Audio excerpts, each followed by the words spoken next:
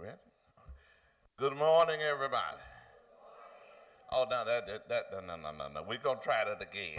Good morning, everybody. Good. Now, that sounds like a Pratt City good morning. It's good to have you here this morning for part two of What's Breaking My Heart.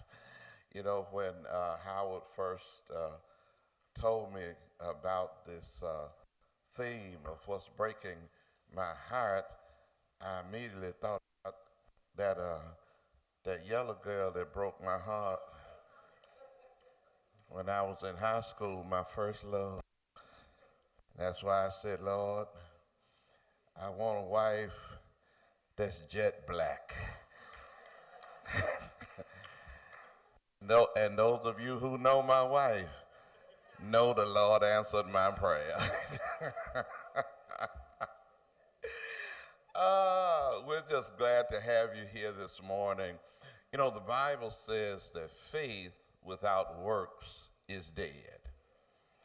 And the faith part of this says, I trust the Lord to take care of me, and I know God is in control. That's the faith part. But here's the works part. See about yourself. Go to the doctor. Take your medicine. See about yourself, because faith without works is dead. Now, if you put it in a mathematical form, faith minus works equals something we don't want to talk about.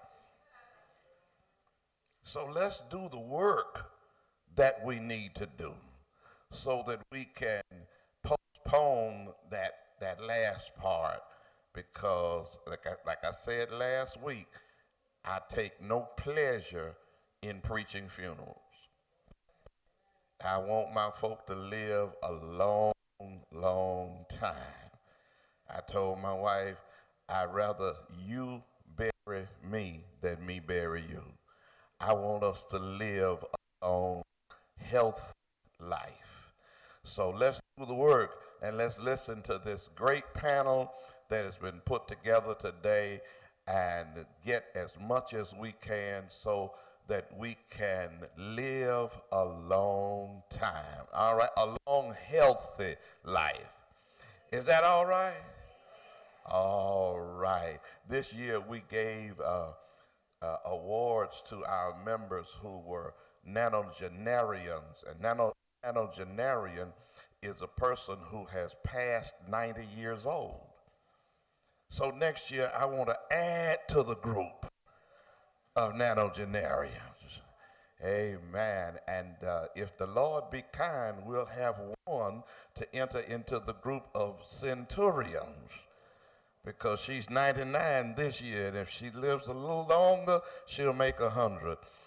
And that's what we're trying to reach. So let's give a hand to Dr. Tuckson as he comes and presents our agenda for today. Let's give him a big hand, y'all. Oh, okay, we got to do the morning prayer. All right. Thank you for reminding me to pray. All right, saints, let's bow our heads. God, we thank you for today. We thank you, Lord, for sparing us to be here today and to witness this great occasion. Now, Lord, I pray that you would bless our efforts here today. Touch every speaker. Lord, let them speak from the vantage point of not only science, but love. Oh, God, we just ask you to bless our coming together today, and let the fruit of it be a healthier, happier people who can spread the word that we need to take care of our hearts. Thank you, Lord, for hearing our prayer, and we claim the blessings in Jesus' name. Amen. All right, Dr. T, let's give him a hand now. Thank you very much, Dr. Hammonds. It's always so good to hear. And thank you again for opening up Antioch Missionary Baptist Church to the HEAL and to this program. For those of you who were here last week, you remember we talked a couple of things. There are two diagnoses we never make. Number one is the one we don't know about. Number two is the one we don't think about. Well, from what we heard last week during part one of our program about what's breaking my heart, we can't say we don't know about this anymore. We heard a little bit last time about heart disease in general, some of the things that affect us as far as the heart, some of the symptoms that are going on as far as the heart. We noted that there are a lot of problems with exercise and dietary patterns are significant factors as far as heart disease. Then we heard a little bit about a particular problem called amyloidosis affecting the heart. A very unique problem. And remember, we had people up here who had multiple members of their family who were affected by cardiac amyloidosis. So we learned about the importance of genetics in terms of transmitting this disease and how to use genetics to identify individuals who are going to be at risk. And then finally, we talked about some of the things, again, to be aware of what this diagnosis carries. So hopefully we're going to try at this time to go forward with this with a few other different perspectives, talking about what goes on as far as lung disease, how to get into cardiac programs to make sure people are following you, looking at some of the medications that we're taking, and also we're going to take a little bit look at how we can do a little bit of exercise without having to be too strenuous about this, but some of the things, and then finally talk about some dietary recommendations for all of us.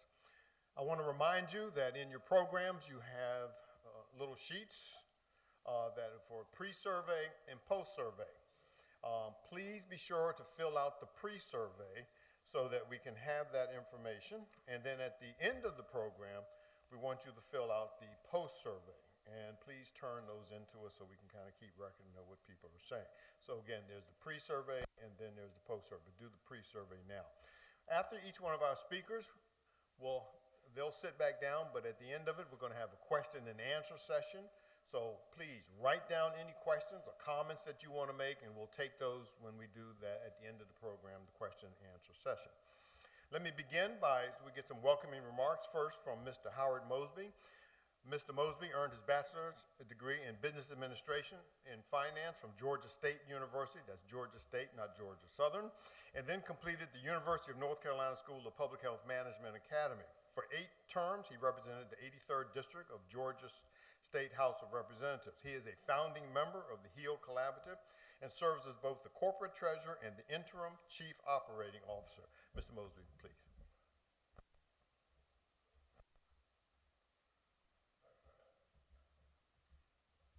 Good morning. It is indeed a pleasure to be back here with you again. This is important information that we want to make sure that our community brings to you. HEAL Collaborative, really, and you all know us, we want to make sure that we put our arms around you, that we want to bring information to our community. It is imperative that you have this information, and sometimes when you're sitting in front of your doctor, you don't have enough time to be able to ask questions that you want to get answered. So we're bringing these subject matter experts in front of you so you can ask the questions that you want to get answered. And please take advantage of this opportunity. This is huge for us, and it's huge for you to be able to get information that you can actually use to help you live a healthier life. We're indeed honored to be here today. We're honored to partner with Antioch. Bishop Hammonds has been a good friend. He has opened his heart, his house, and his you all up to us to bring this information. So we're proud to be here. We want to do you a good job, sir. That's what we are trying to do. I want to also thank, I know they were coming through their own introduction and welcome, but AstraZeneca is also a major multinational multi-billion dollar corporation that is in your house today because they also want to see you be healthy. And so we're here today to make sure that that happens. So with that, did I take enough time? Because we're trying to make you fill out the survey, so I'm filibustering. Can I talk to the gentleman from the 83rd? You can stand up. No, okay. So thank you very much for all that you do. Thank you, Dr. Tuckson, for all you do.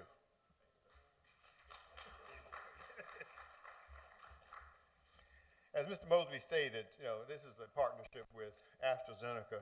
And before I bring up Dr. Pasha, We have a couple of representatives. Alessandra, Paul, would you two please stand up so we recognize also some representatives? Thank you very much for being part of all this and being here with us today. Our next bring up Dr. Evan Pasha. Dr. Pasha graduated from Skidmore College with a BS in exercise science, and then he went to the University of Texas at Austin, where he earned his PhD in kinesiology and exercise science. Dr. Pasha then channeled his inner Michael Jackson at the 2025 Denton United Way's Dancing with Our Stars event. Not only did he do his dancing, he won the Judge's Choice Award. When Dr. Pasha is not dancing, he is the medical science liaison, medical affairs with AstraZeneca. He will now come up here, bust a move, and give us a welcome.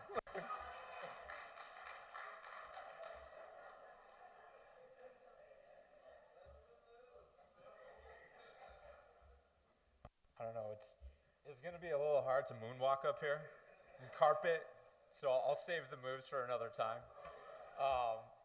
But thank you, Dr. Tuxson, and super grateful to be here. My role within medical affairs with AstraZeneca is essentially to be an educator, and I come from a family of educators. Both my mom and my dad are teachers, and I try to help educate these clinicians about the most current science and health and unmet needs that are within the community. And so super grateful to be here and part of your congregation today to get a better understanding of the needs that are present within the community, so I can better educate clinicians around Birmingham, around Alabama, and serve on your behalf. So really appreciate being here, and thank you all so much. Yep.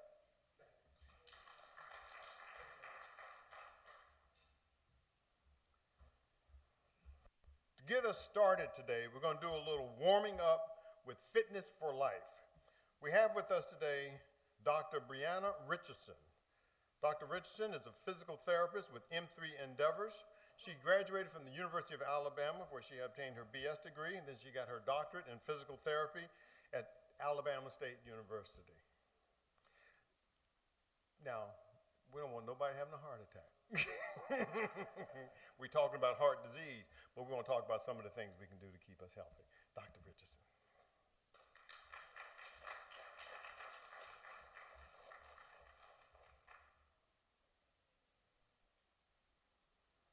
Good morning.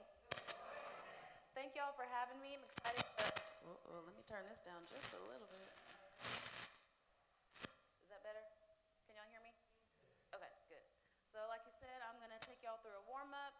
These movements are gonna be just some really simple things that you can do if we're sitting at home, if we're working from home, if we work in the office. Things to just keep our body moving so that we don't get stiff and achy, and that we just keep being able to live and do what we wanna do. So I will ask I know we love our neighbors, if we can scoot just a little bit, because some of these are going to have our movements that go out to the side. So if you're sitting right next to somebody, just take a second to get an arm's length away.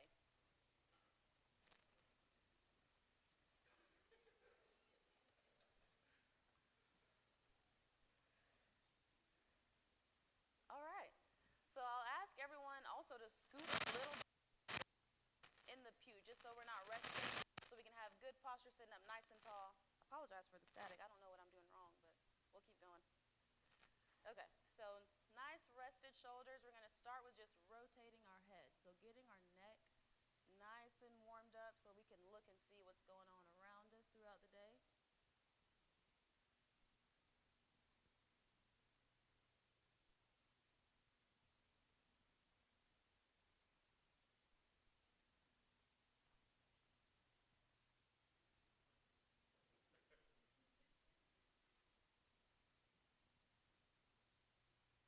Good. One more time each way. Good. Now we'll look down towards the floor and then up at the ceiling. Taking our time, working through the available range of motion that we have. Don't force anything.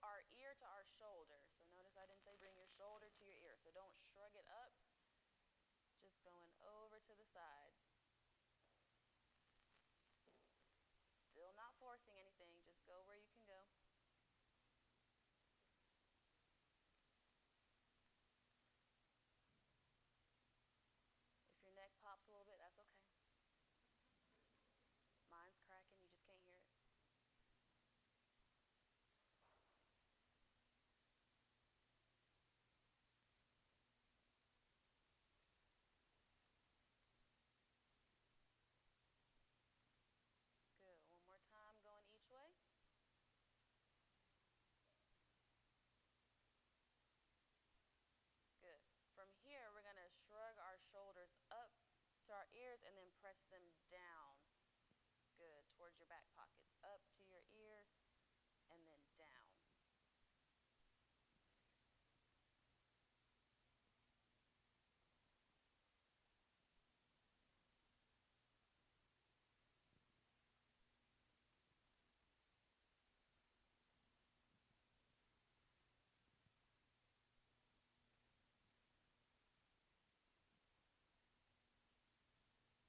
Good, 2 more times going up.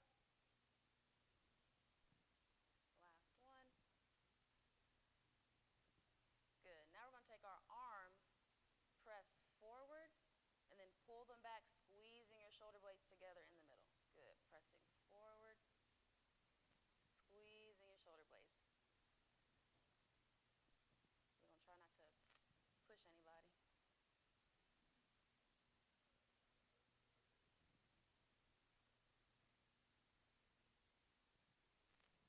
Good. Make sure when you're pulling your arms back to squeeze that we're not shrugging up here, so we're not in our ears. We're pulling back, keeping our shoulders down.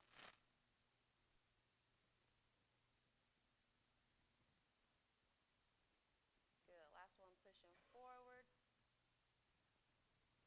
and back. Good. From here, keeping our arms, we're going to press up and then pull them back down. Pressing up and back down. Again, just working in your available range. If this is not available to you, that's okay. Just go where you can go.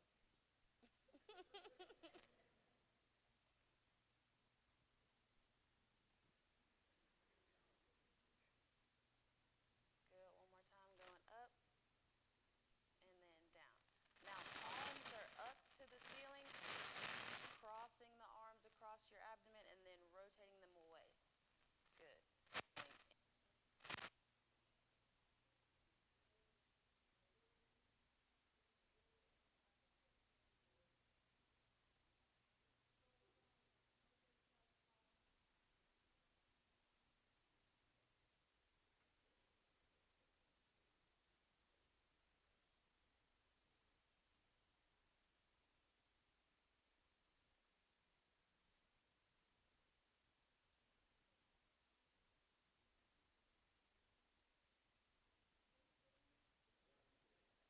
Keep going.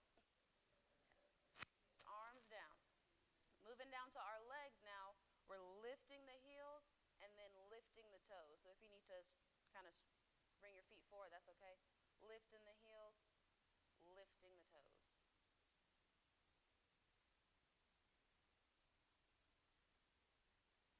Still sitting up nice and tall. We shouldn't be resting on the pews. Good.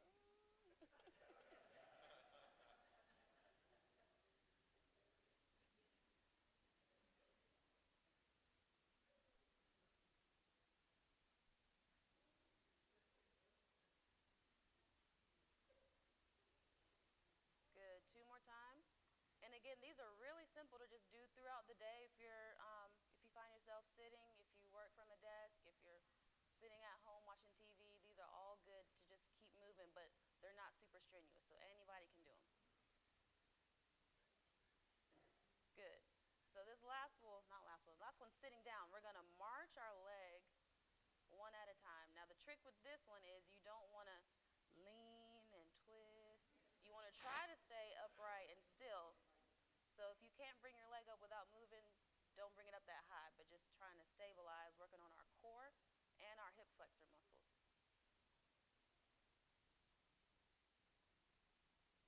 Good. One more on each leg.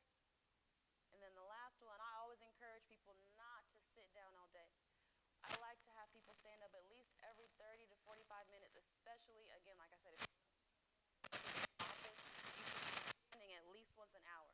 So we're all going to stand up and sit down together 3 times. Ready? Standing up nice and tall, and then controlling on the way back. Good. Standing up nice and tall, controlling on the way back down. Good. Standing up nice and tall, and then controlling on the way down. Good. Free to do more than 3. I think we're gonna do this now, but I don't know why the mic is not loving me, but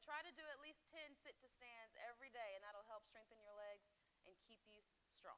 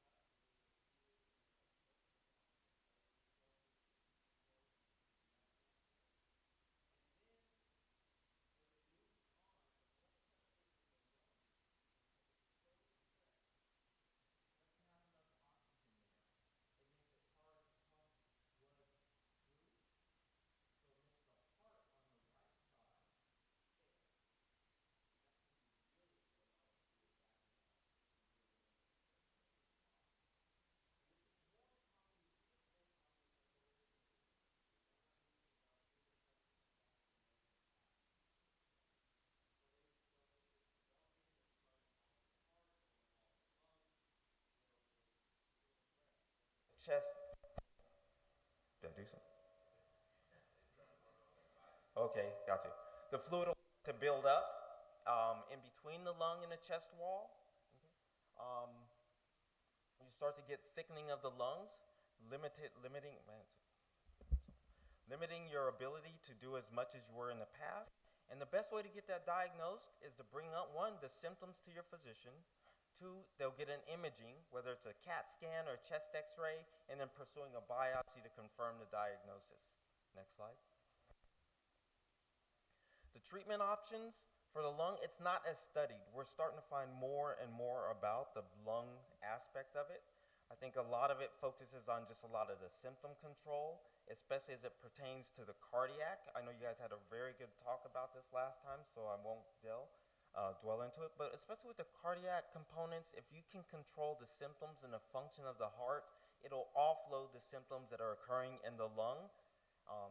And then they can work in terms of new target therapies for amyloidosis, whether it's for the primary type, the AL, which is some chemotherapy drugs or some stem cell treatments to replace the abnormal production from the cells in the bone marrow, or if it's antibodies to help collect and break it down. And then there's new treatments to slow the production, slow the progression. And now they even look at genetic editing, where they can actually identify some of the genes, especially the hereditary types, and make changes so that the development stops. Next slide. So just a brief talk about how the relationship between the heart and lungs are. Okay, it's rare, but early detection matters. And a lot of the early detection means recognizing what symptoms you're having or what risk factors you're having and bringing them to your primary care doctor. Keeping in mind, if you know somebody or if you are somebody that has cardiac amyloid, to bring up and, hey, maybe we should look at the lungs as well, just to make sure that there's not an overlap with this system. And because that can make some of the, especially the way the symptoms overlap, it can make it tricky to make the diagnosis. And if you're having persistent symptoms despite the treatment that you're getting, then bringing it back to your doctors, and so they can look into new things and actually look into some of the clinical trials going on that are focusing on diagnosing the treatment and new therapies for amyloidosis. Next slide. And that's it. Thank you.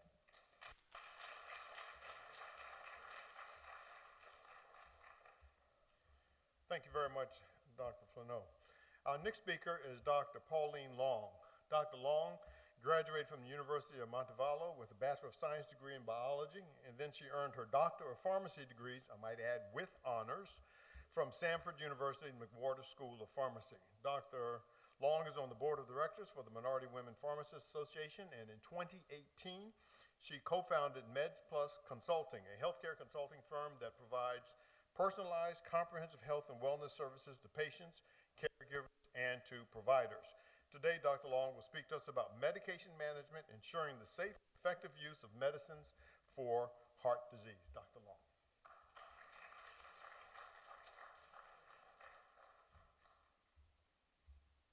Good morning, everybody. First of all, it is an absolute honor to be here today, especially with our colleagues in the healthcare industry. Thank you, Bishop Hammonds, for inviting us in, and to Hill Collaborative and AstraZeneca, thank you so much for inviting me to speak here today. So I am a pharmacist by education and training. I also pride myself on being a community health pharmacist. So many of you probably visit a pharmacy a couple of times a month to pick up your prescriptions and maybe talk to the pharmacist about different things. I did that for 21 years, and after that career, I decided I wanted to be more intentional about reaching into the community, standing side by side with people, helping them live better lives and healthier lives. And so that's when Meds Plus Consulting was born, and we've been doing this now for 6 years strong and very excited about what the future holds. I wanted to take a moment to briefly talk about the importance of medications in heart disease. And I don't have any slides because I really wanted this to be just information that we give you to help you know what's in front of you. So many of you probably once a week do that 7-day pill pack where you're trying to organize your medications, making sure you take them properly. My goal is to make sure you understand every medication that you're placing in your mouth, what purpose it serves, what you should expect from it, and if you're having any adverse effects, be able to recognize those and feel comfortable about talking to your doctor about it. So we'll start with, first of all, just heart disease in general. And we know that it's the #1 killer of Americans. When we talk about heart disease, we're talking about one person dying from heart disease every 33 seconds. And so for many of us, it looks like, hypertension, heart failure, peripheral artery disease. There are many ways that heart disease can impact the body, but we need to know not only how to treat it, but how to prevent it. We had a conversation earlier that we love the crowd that's here today, but we would encourage you to get your children and your grandchildren in an audience like this, because while we want y'all to continue living healthy, amazing lives, we want those coming behind us to get preventive care so that they can prevent some of these issues and maybe decrease the number of people that's dying from heart disease. When we talk about medication management, of course, me being a pharmacist, it's important that you take your medications properly, but there are 4 key steps to proper medication management. The first is adherence. I can't tell you how many patients I've called in my 20 years of pharmacy who did not pick up their refill on time. Now, I know that's not none of y'all. Everybody here gets their prescription every 30 days, every 90 days. Do I see nods? Who said no? Thank you for being honest in the house of the Lord. Thank you for being honest. I have had to call so many patients whose prescription was due if they were taking it properly, and for some reason, they don't need it now. Oh, I have another 2 weeks left. To me, that means you're not taking it properly. So the reason that bothers us as healthcare professionals, you've done the work. You've taken the time to make your appointment with your healthcare provider. You've gone to the appointment, however long you had to wait in the waiting room. You've seen the doctor. You've gotten diagnosed. You've gotten your prescription. You've taken it to the pharmacy. You've picked it up and paid your good money for it. And then you don't take it. Why? Why? So start thinking about that. Adherence is important because if you've been diagnosed with a health condition, your doctor has prescribed medicine to either help heal that health condition, think of antibiotics, things like that, or help prevent complications from that health condition. Think about diabetes and heart disease. So adherence is very important. And if you're to a point where you're like, I just don't know why I can't take this medication on time, what is stopping me from taking it every day? Talk to a pharmacist. Talk to someone like me. We have tools that can help you with your medication adherence. It's very, very important. The second element of medication management is monitoring. So once you get that prescription filled, you're taking it, you want to make sure that you're monitoring yourself appropriately. So if you have hypertension, for instance, do you have a blood pressure meter at home? Dr. Jennifer, my business partner, and I say every day, every home needs a blood pressure meter. And at least one person needs to know how to use it correctly. So if you have hypertension, if you have hypertension, you're taking blood pressure medicine every day, you don't just need to know your blood pressure when you go to your doctor's office. You need to know it throughout the month. You need to take your blood pressure several times a week so that you know what your kind of normal is, so that when something happens and it becomes abnormal, you know that this is not right. So we want you to monitor your health conditions. If you have diabetes, you should be checking your blood sugar, either by using the traditional glucometer where you prick your finger, or wearing something like the continuous glucose monitor, where it's continually monitoring your blood sugar levels. But monitoring is so important because when doctors prescribe medicine for you and we fill the medications, we're trying to prevent the progression of chronic disease. We're trying to prevent complications of chronic disease. And the only way we know we're doing that correctly is by monitoring. You monitor at home, we monitor when you come into the office for lab work. The third thing is communication. I tell people all the time, gone are the days where you go to your doctor's office and smile and nod. How many have done that? Whatever your doctor's saying, you're like, okay, yes, Those days are over. You're at events like this because you want to be educated about health conditions. And because you're being educated, you should be at the center of your healthcare team. So you may have your primary care physician, that's your quarterback. That's the person that's going to tell you the plays and going to kind of make your treatment plan a realization. Then you may have an endocrinologist, a nephrologist, a cardiologist, all of these different doctors. They're all the other people on the team. I'm not a big football fan, so I can't tell you the positions, but just think of everybody else on the field. And so the quarterback is throwing the ball to the cardiologist, and he's managing your heart. And your PCP may throw it to your endocrinologist, and he or she's going to manage your diabetes. But you are at the center. So you expect your doctors to communicate with each other, but you need to be able to communicate between all of these players as well to make sure that the message is being passed. So again, gone are the days where we smile and nod. We're not doing that anymore. We're asking questions. We're asking doctors, what is the plan for me? If I take this medicine every day, what should I expect? And if you can't ask your doctor, ask the nurse, ask the pharmacist, but we need to be asking questions. And the last part is understanding your medications. I've spoken with many, many patients who every week sit there and fill that pill reminder with 10, 15 different medications. And the only way they're able to identify them is by what they look like. I need my green pill. I need my white capsule. Y'all sound like y'all familiar with that. We want you to know the names of your medications, and they are hard to pronounce, but typically if you're talking to a healthcare professional, if you can give us what you think it sounds like, we can kind of fill you in. I can't tell you how many times I've had patients tell me, I need my Metformin. Metformin is not a medication, but metformin is, and I know that, and I know what they're trying to say. So if you can't say the whole word, we're okay with you spelling it. We're okay with you trying to sound it out phonetically. Just find a way to kind of remember what those drug names are, because it's important. If you pass out right here, we'll want to know what medicines you're on, and we need to be able to communicate. You need to be able to communicate that to different people. In addition to communication, if you can't communicate it verbally, we want you to have a list. So everybody needs to have some type of list in your wallet, in your purse, with all of your medications, your known health conditions. Because again, if you're in here and Bishop Hammonds is just slaying the word of God and you pass out, somebody needs to be able to find out what conditions you have so we know what to do. So we have to be able to communicate either verbally or through written notes.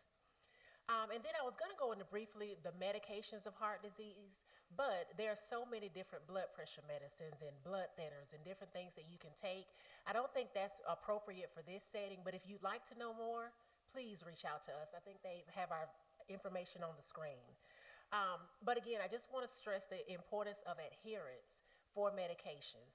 If y'all can make a promise to me today that you will take your medications as prescribed, and if you have a problem doing that, that you will reach out to either your pharmacist or your healthcare provider, whether that be a nurse practitioner, a physician assistant, or a physician. Tell somebody that I'm having trouble taking this medication, because if we don't know, we assume that you're taking it every day. So when you come into the office and your blood pressure has spiked, what is the first thing we're going to do? We're going to increase your dose. But if you haven't been taking it and we increase your dose and you go home, you say, I'm going to do right. My doctor had to increase my dose. I'm going to take this new dose. And you take it and your blood pressure plummets because you didn't really need that dose increase. Now we have another problem on our hands. So these are the kind of things that we're trying to educate people in the community, just to make sure you're aware of how the healthcare professionals' minds think. And our goal is to get you to the goal. And that's another thing. Remembering what your goals are. So if you have hypertension, how many of you know what your goal blood pressure is? For those of you who have hypertension, I see a few hands. We need everyone in here, if you have a chronic condition, whether it's diabetes, high blood pressure, high cholesterol, we need to know what your goal is. Your doctor should tell you what your goals are. And when they do your lab work, don't accept, oh, your labs were okay. We want to know what the number is. What was my total cholesterol? And what was it compared to last 6 months, to 6 months ago? Is it trending up? Is it trending down? So that way we know if you're making lifestyle changes, if your cholesterol is trending down, we say continue those lifestyle changes. You're doing well. But if your total cholesterol is good, but you're trending up from previous visits, then we need to know that because we'll need to say, okay, it's okay right now, but if you continue doing what you're doing, it may go up into a dangerous zone in the future. So it's important to know trends where your numbers are trending. Many doctors have the electronic health records where you can actually print out your lab work. Take a look at that, and if you don't know how to read it, call us. We'll help you. The other thing is follow up, and that's the last thing I'll talk about today. Many of you probably see your doctor at least 2 to 4 times a year. Most people see their doctor once every 3 months or so, especially if you have chronic conditions. Make sure that you keep those appointments. They're very important because the doctors need to know that the medications that they're prescribing for you are working. And if they're not, we need to try something else. But the only way we'll know that is if you keep your appointments and you come in and you do the lab work and you go in and see the doctor on a regular basis. So make sure that you're following up with your primary care providers, you're following up with the other doctors on your healthcare team, so we know that the treatments that are being prescribed for you are working properly. And the very last thing I want to do is empower you as the patient. Again, you are the center of your healthcare team. We want you to feel empowered. We want you to feel educated so that you can understand everything that's going on regarding your health. We love, Dr. Jennifer and I love to meet people in the community, and we'll ask questions. When was the last time you took your blood pressure? What was it? Is that at your goal or is it above goal? What was your last A1C? I mean, we quiz them almost like we're teachers or something. But we want people to know it's important to know these things because the more you know about your health, the better you are to control it, and you can live the long, amazing life that Bishop Hammonds prays for y'all about. So I'll be here to answer questions at the end. I thank you for your attention and have a great afternoon.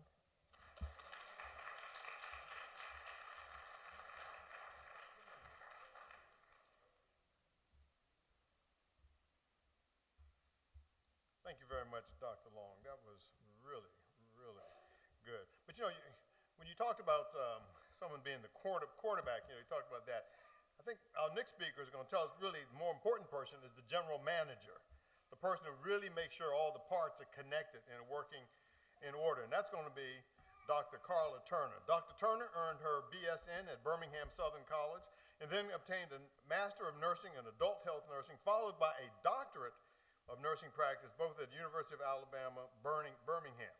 She is an assistant professor at the University of Alabama, Birmingham School of Nursing, is currently part of the University of Alabama, Birmingham Advanced Heart Failure Program. Dr. Turner will discuss cardiovascular patient navigation, navigating care for your unique individual needs.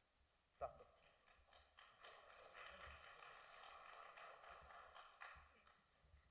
Good morning. So before we start talking about navigating as patient care, I kind of want you to think about, can you remember back a long time ago when you were going to try to leave your home and go to a destination that you had never been before?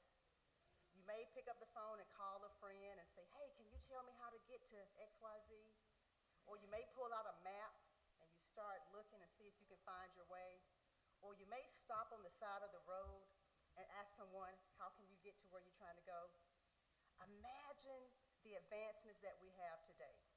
We can actually get in our car, program an address in, and it'll tell us exactly how to get to where we need to go. Or we can actually tap an app on our phone, program an address in, and it'll tell us exactly how to go. And it'll even let you know when you make the wrong turn as well. So what I'd like to talk about is navigating your health care. I kind of want to pull you into this conversation for just a little bit, just a one word. Can you load my slide, please? Okay. So when you think about your experience in healthcare, you may have been in a hospital, you may have had a doctor's appointment, you may have gone to the clinic. What one word or a few words can you think of to sort of tell us about your experience? And we're Baptists here, so this is not a shy group here. Anyone want to share a couple of words of your experience? Yes.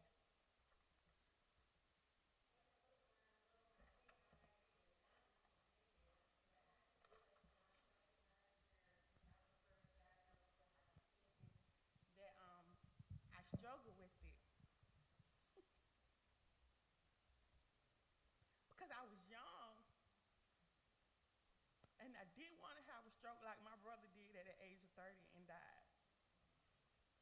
So I remember sitting in the office crying because I had already been through two different types of blood pressure medicine because I was not, as the Dr.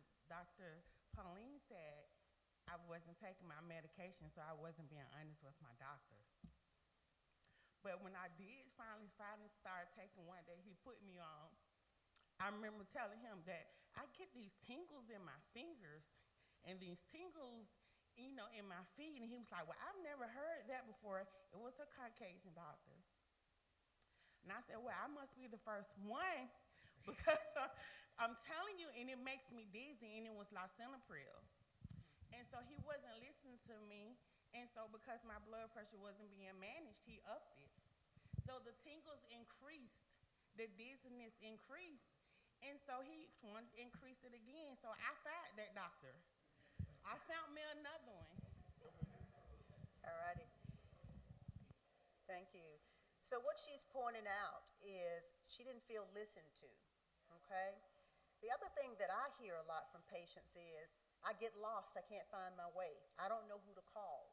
I don't know why I'm taking this medications. Next slide, please. So we have done a great deal of work in hospital care to try to make it an easier experience for patients. And so we have what's called patient navigators. Now, that may not be the terminology that's used at the facility where you go. It may be a social worker. It may be a case manager. It may be a care coordinator. But a patient navigator is a person or a team who helps patients, families, and caregivers to overcome barriers to health care, to facilitate timely access to medical care, and overall to improve health outcomes. Next slide, please. So I work in a heart failure clinic, and the clinic that I work in was developed as a part of a grant. And it was developed because what we recognized at UAB is that there were patients being admitted with a diagnosis of heart failure, and they didn't have anywhere to go after they received that diagnosis. So we are what we serve underserved patients. These are patients who don't have insurance. They may have Medicaid, they may have Medicare Part A and not have Part D, which Part D, as you know, gives you access to medications.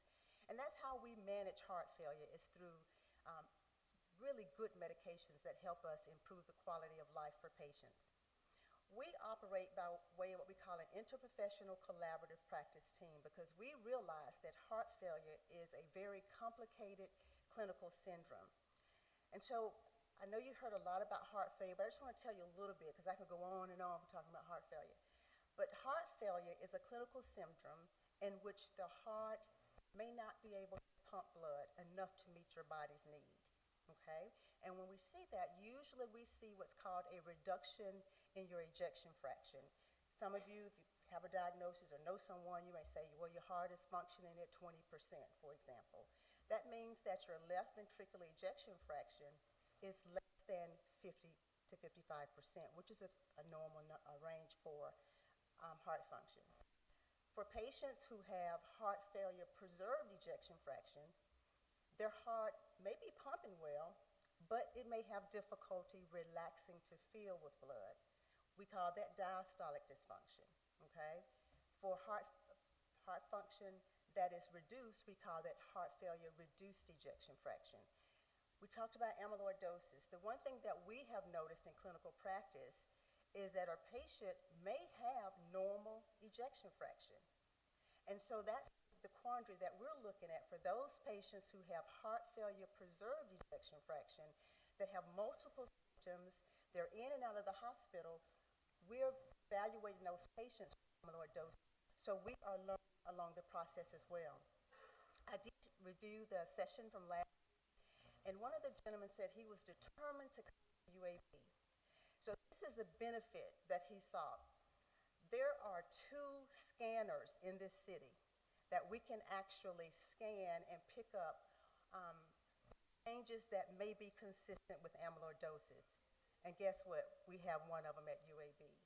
And so that was the benefit of navigating his care to come into the right place so that he could actually receive a diagnosis of amyloidosis. We practice by way of interprofessional collaborative practice team. I want to highlight the role of 3 people that's on our team. The first one being a social worker. Now, social workers actually assess living conditions, financial situations. Is there a presence of any psychiatric disorders? I can tell you patients who are depressed, they're not going to take their medication. Sometimes they don't even want to get out of bed. So we assess for depression and we treat depressions, and then patients' overall compliance with their medications and their program is better.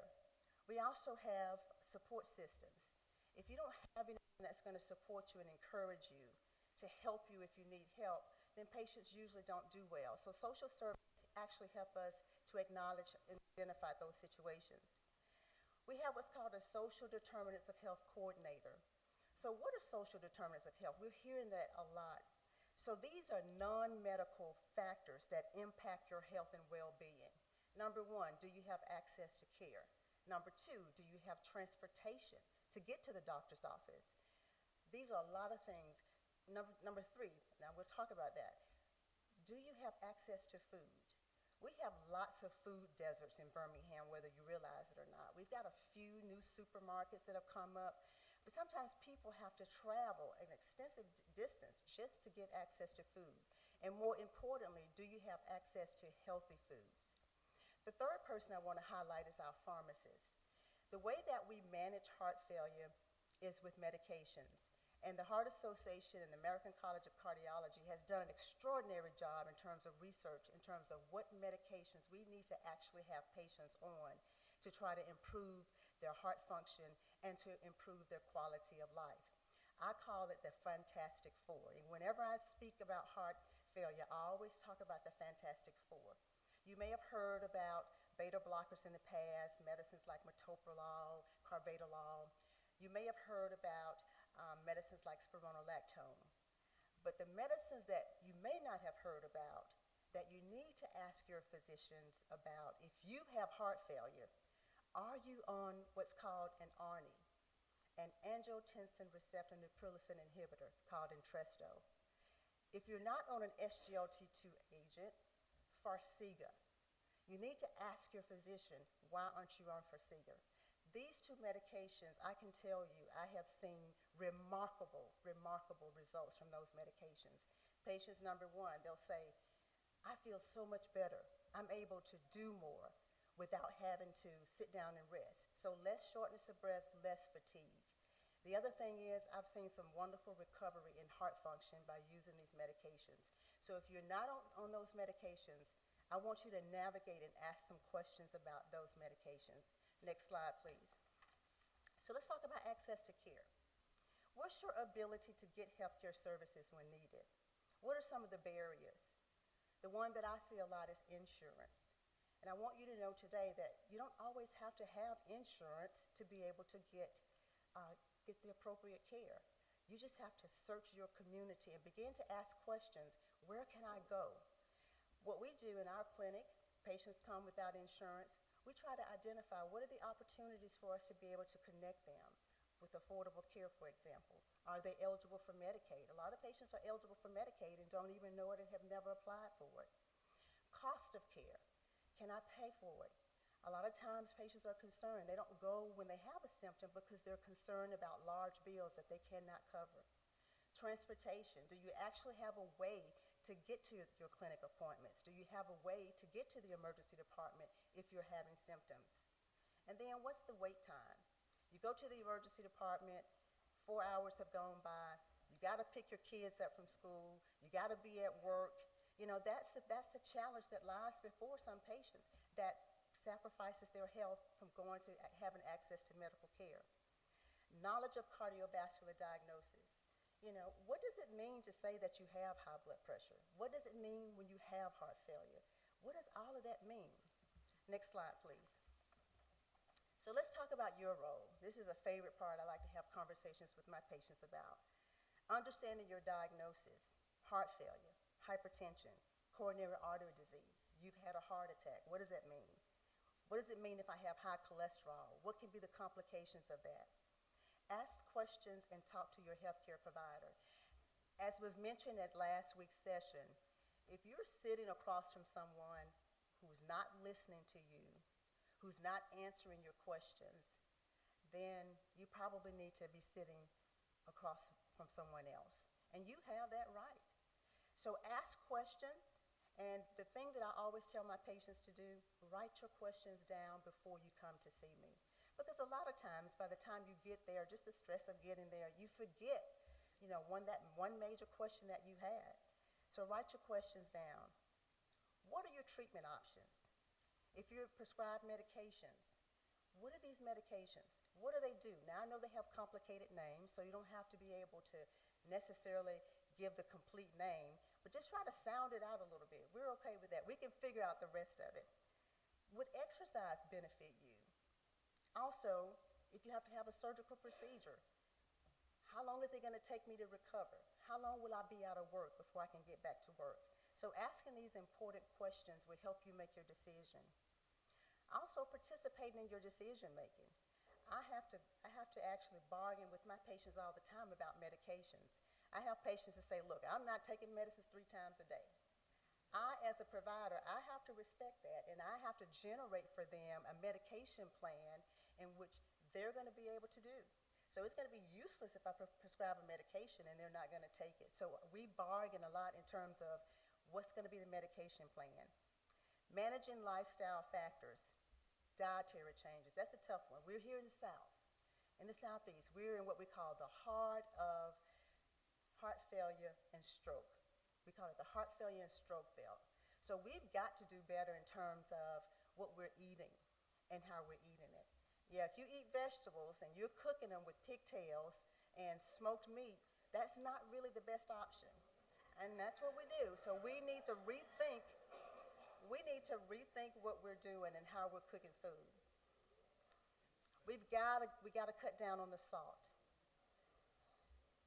Sodium is also termed one of the killers, one of the white killers of African Americans. And we shake salt. Sometimes when I'm sitting in a restaurant and I'll see someone get their food, they'll just pick up and start shaking salt. I was like, they hadn't even tasted it. So we've got to decrease the amount of sodium intake. We have to decrease the amount of sugar. That's leading to obesity and that's leading to diabetes. Decrease alcohol. Now, I went to a conference recently and this is what they said. 1 alcoholic drink for women per day and 2 for men. Now, you don't have to do it every day. If you want a glass of wine, red wine would be a choice. So mind the amount of alcohol you are consuming. And I always tell my patients, exercise. If I can put exercise in a pill and someone can swallow it, the whole world would be healthy, okay? So we got to exercise. When we talk about exercise, it's not preparing for a marathon, okay? I'm just talking 30 minutes per day of exercise. So what's my role as a patient navigator? I sit down and I educate patients. I talk to them, I talk to their family. I coordinate their care. I address the barriers for them. In our program, a big part of what I do is medications. We have something called Dispensary of Hope, which is a charitable program that we pay into every year, and we can provide patients medications for free. And these are the medications that I use to treat heart failure. A lot of you that may not know about, have ever heard about patient-assisted care programs. Pharmaceutical companies have programs in which you can complete an application for a medication that you can't afford.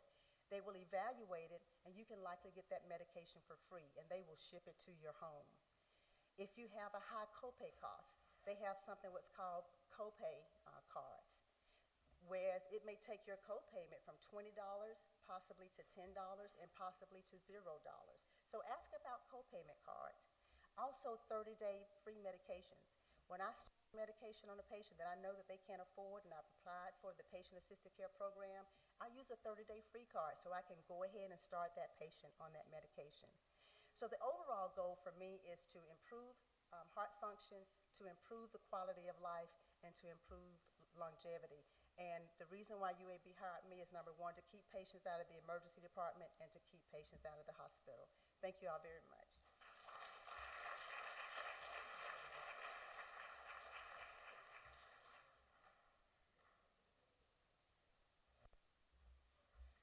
Thank you very, very much, Dr. Turner. That was some good advice that you gave in to us. Um, yeah, I think it's interesting because our next speaker is going to address a couple of the social determinants of health that you mentioned. So very important for us to be aware of. Dr. Laurel Wilkinson is our next speaker. He's a graduate with a BS in Biological Sciences from Tennessee State University. Where's my Alabama A&M person out there? I know you're out there somewhere. Where are you, my sister? A couple of, well, you know,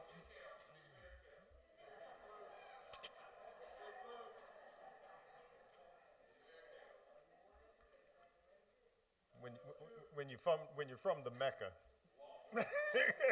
when you're from the Mecca. But it's always good to be in the company of my fellow HBCUs.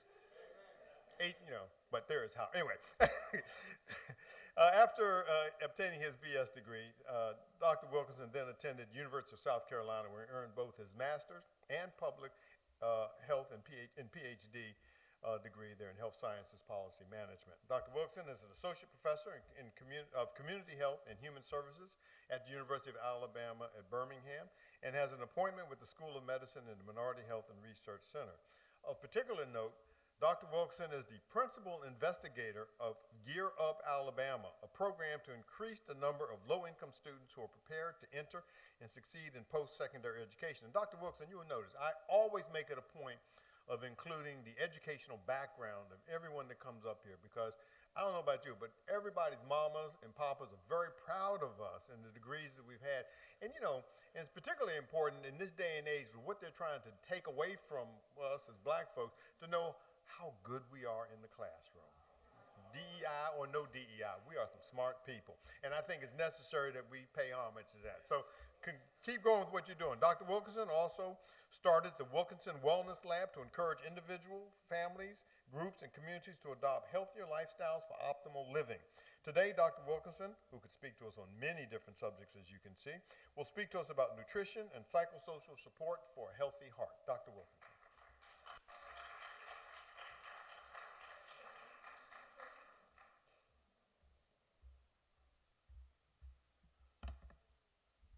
I think it's still morning. Good morning.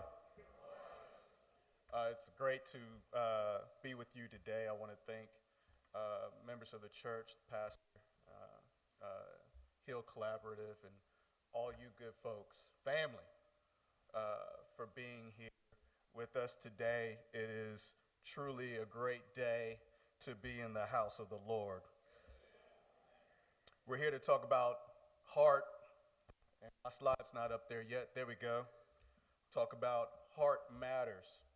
I had the privilege of using grant money from UAB to pilot 2 steps related to the heart of men, African American men in particular. And my talk this morning is going to talk about healthy eating.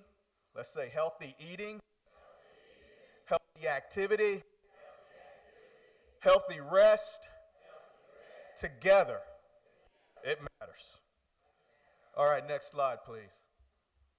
So we're here and we're talking about the heart, and I know that y'all have had several talks now, so I'm going to move ahead. But what I will say is, as y'all may know, heart disease is a listing of several different conditions. It's very highly prevalent in the United States, certainly here in Alabama as well. And I think, we tend to think about heart disease in a way where, it just kind of sneaks up on us sometimes.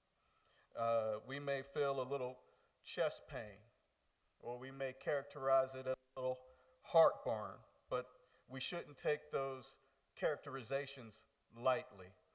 I've had the chance to listen to a few of you as you were walking in. You've shared testimonies, the power of testimony, come on.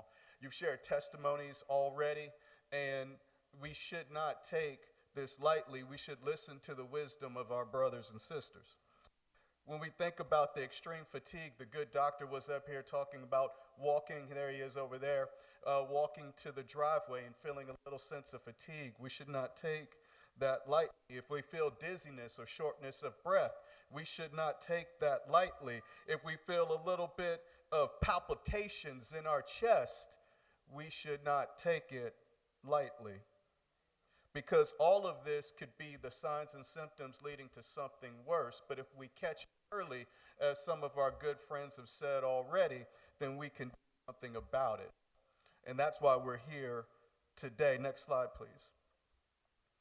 So my background is public health, and so in public health we talk about risk, and so it just so happens that I have some statistics here, but I want to make it just a little bit more present, if I might, as we are comparing ourselves to others who are in society. We'll call them European Americans, or some may call them white. That's how it is in public health. We look at a referent group, the predominant group in society, and then we compare other groups to that more, I should say, prevalent group. There's more European Americans in Alabama. There's more European Americans in the United States. So you kind of catch my drift. It doesn't make anybody better or worse. It just means that there's just more of it, okay? So 20%, we are 20% more likely to have been diagnosed. Can I move this? Yes, I can. There we go. Have been diagnosed with high blood pressure. Now, I counted the chairs, if my math is correct, and there are, in this center section, 5 chairs.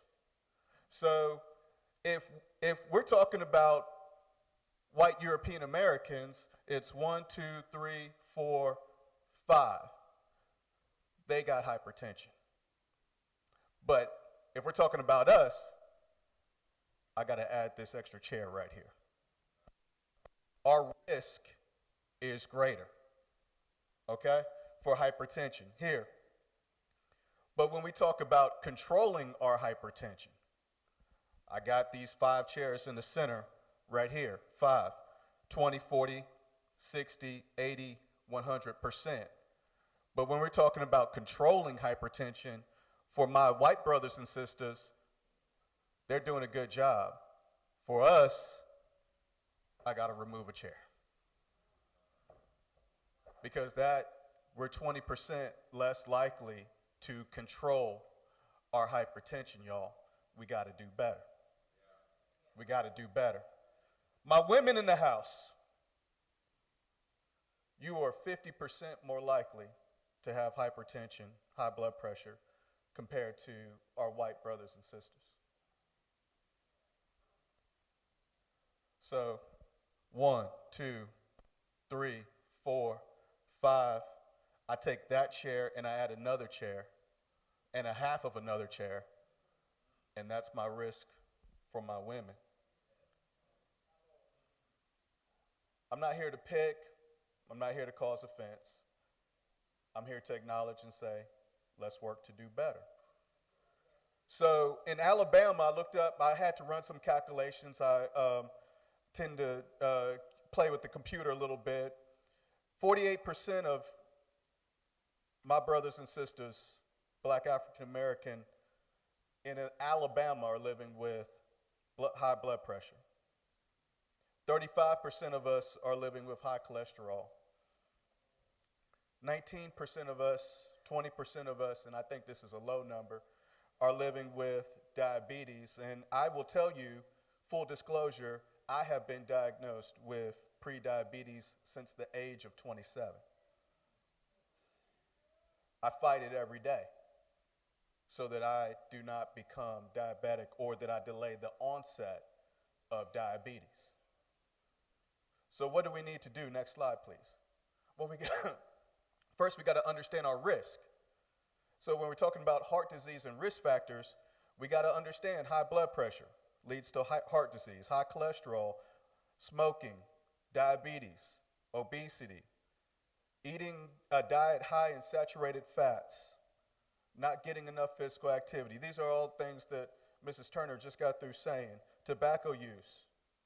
We may be at more risk because of who we are and our family history. But then there are also other risks that have been determined not by us, but by society. And we got to be clear about that. Because what I'm going to call you to do later is to advocate not just for your individual health by working out, exercising, doing the things that you need to do, but we also have to work to change our community. We also have to work to change our environment. We also have to work to change how we come up and develop. We got to change education. I've talked to a number of schools in the area, and we're not doing as great a job with health education. As a matter of fact, they took certified health educators out of the school systems. How many of y'all grew up and you had a health teacher? See? But the generations after you do not have a certified health teacher in school. We could talk about income and we can talk about poverty as well. And again, I'm not here to offend. I just, we should work to get, better incomes. But that also means we have to make changes in society. We want to be employed. That's good. We also want jobs, fair paying jobs in our communities. We want to make sure that our neighborhoods are safe to run and play and have activity so that we can get out there and walk. I'm going to encourage us to do that later, and that means making changes to the built environment. And we want to make sure that, we're in a church right now. Central place for how we connect to one another. I've been doing this, thinking about this the whole day. I'm like, I wonder how many laps if I went around this congregation would be a mile. Because I'm that person at UAB. If you were to come to my office, you would see me walking with some weights, and the students just be like, "What's his deal?" But I got some weights in my hands. I put some tennis shoes on, and I'm shirt and tie, and I'm huffing it up and down my building, up and down the stairs, because I got to make sure I get that physical activity in. So we also got to change our thought processes. Next slide, please. So when we think about healthy eating, then let's talk about how we balance the calories. Because if we think about the calories as they're coming in, like, I don't know how many calories are in a Big Mac. Just gonna keep it real. Or too many in a fry and a Coke. But if I want to be cognizant of that and be aware of it, then I can, we got these magical devices. I think they call them mobile phones. And you can get an app and it can track your calorie intake. And then you can say, you know what? To work off these calories, I got to do some 20 laps around this congregation. Right? Around the church. We got to think about how we get a variety of fruits and vegetables in. I was looking at my GPS as I was sitting there, and I know that Carver Jones Market is not too far from here. I think it's about 5 miles from here. Black-owned, black-operated market that's selling fruits and vegetables. I know they're selling fruits and vegetables because CJ Market turned Fairfield from a food desert to a place where we now have fresh fruits and vegetables. Can we talk about that? And Mr. James Harris, thank you. Thank you. Mr. James Harris is doing a great job over there. And I just want to encourage all of us. I think I'm going to leave and go over there right now. I want to encourage all of us to support. Because he's really doing something special. He's a dear friend of mine. We got to choose whole grains. That helps to get stuff out of your system. I'll just keep it at that. Okay? Helps to flush out the system, get the cholesterol out as well, lower the bad cholesterol, help you increase the good cholesterol. We need to use non-tropical liquid oils. That just means use the good oils, because the bad ones are full of saturated fat. And these are things that you can go to a website and you can Google it. Just make sure we're using valid sources like the CDC or the American Heart Association. I don't want to just spend too much time, because I really just want to boil it down to, when I was health coaching, I would just tell my guys, eat fruits and vegetables. Make sure that they ain't not canned and filled with salt. Let's use the fresh ones to the best of our ability. Even the frozen ones that you put in the microwave, they don't have no salt added. We're still good. I would just tell them, eat fruits. You can eat fruits and vegetables all day. Actually, you can eat 2 servings of fruits, especially those who are pre-diabetic or diabetic, and then 3 or more vegetables each and every day. You want 5 or more vegetables. You want 7 to 9 plus vegetables and fruits every single day. That's what we want. 5 or more, that's a minimal standard. You can eat fruits and vegetables all day. Let's next slide, because I know I'm going to run out of time. Healthy activity. Healthy activity. Like I said earlier, I was thinking, I don't know how many, sometimes we don't have safe places to just be active. I'm just going to keep it real. I live in Shelby County. My parents call me up still. I'm a 46-year-old dude. Come on now. They call me up and be like, hey, don't be running out there in the dark. I know you got to run. I ain't going to tell you don't run. We know you're going to run. Maybe you should wake up early in the morning. I don't like waking up early in the morning. I like running in the evening time. Ahmaud Arbery, he went out for a run. We got to keep it real. It doesn't have to be people against us, though, that don't look like us. We got people who look like us who are against us, too. And we got to be real about that. And that's why a church can be a safe place for us to do like we just did with Dr. Richardson here and do some sit and be fit. And then we can do some incline push-ups for those of us who can. I'm just thinking about everybody. But we got to think about how we can get our resistance training on. I don't know how many laps this would take me to do a few miles, but I can tell you I've done phone conferencing in my house, and my longest walkway is no longer than to half of that door, and I just walked in place for over an hour. If that's what I got to do, then that's what I got to do. And we got to do that because we need 150 minutes of aerobic activity. And walking, for those, if walking means doing this, then that's good. But if you're able, let's work up to this. Because that's how you get the heart rate up when we walk. And look, we can use some light weights. This microphone is about a pound. You can do this. That's what I do each and every day. And this is how we strengthen our muscles. This is how we can avoid injury. This is how we can strengthen our heart to the best of our ability, whatever our ability is. That's what we need to do. And that's what I would coach my men to do as well. Next slide, please. Healthy rest.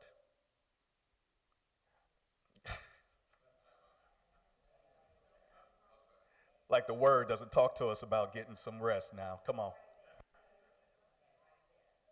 So I was a guy, and I'm still a guy, but I was a guy who would be like,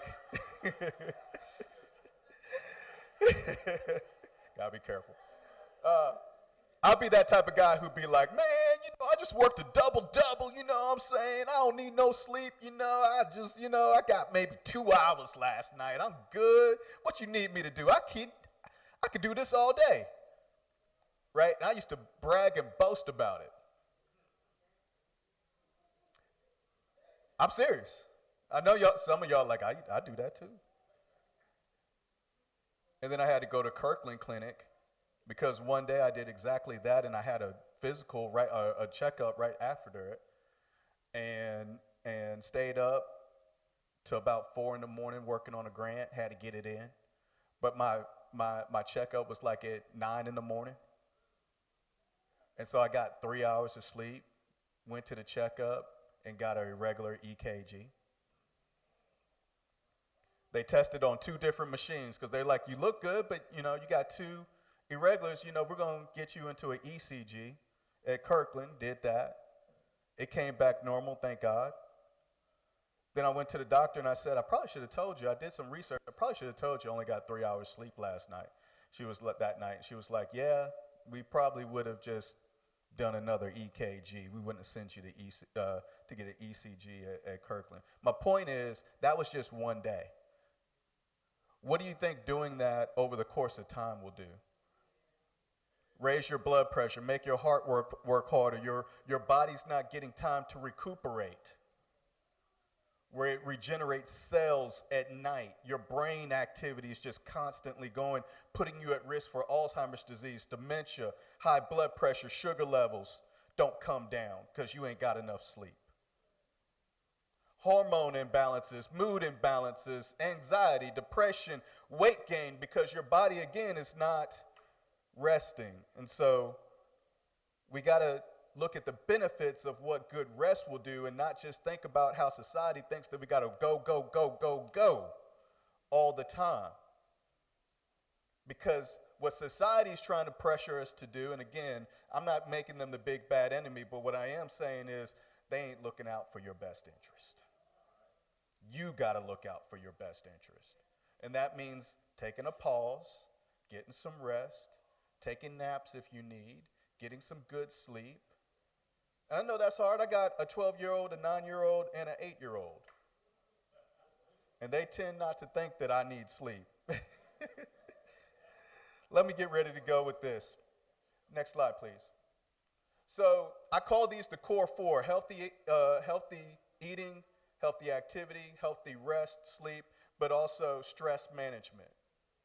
Because if we let society stress us out, then excessive stress will kill us. And I'm just keeping it very real. So we got to get rid of the chronic stressors because they're linked to mental health, but they're also linked to our heart health. And it's going to cause irritability. You know, when people say they got a bad attitude, they may not be getting enough sleep and they may not have some troubles managing their stress. Or when we think about disruptions, the headaches that come. Listen, I think that I don't have to tell y'all, but I'm going to say it anyway. Let's pray about what's stressing us. Let's pray for the wisdom to change the things we can change, but to let some things go sometimes, and the wisdom to know the difference, right? Let's talk about setting a regular bedtime, or having a wake-up routine that's regular, or getting the exercise that we need because it can help us go to sleep at night. Let's think about how we talk about meditating on the word. We can talk about meditating on things that are going on in life. We can talk about how we can focus ourselves to deal with the problems that we have. Let's address things head on. Sometimes we like to sweep a little problem under the rug. All that does is just make your house much more dusty. We got to solve, the problem ain't going away. So if we address it head on, then we can make it go bye-bye. And then we'll experience less stress. And I'll end with this. Next slide, please. We got to change some of these patterns that we see within our people. These are African American people. They're Alabamians. This is according to national data that was almost taken away from us. Let me be clear. Because the new administration said, let's take this data away, so I wouldn't be able to even present this to you, except that I had some old data available from these data sets that I saved so that I can share with you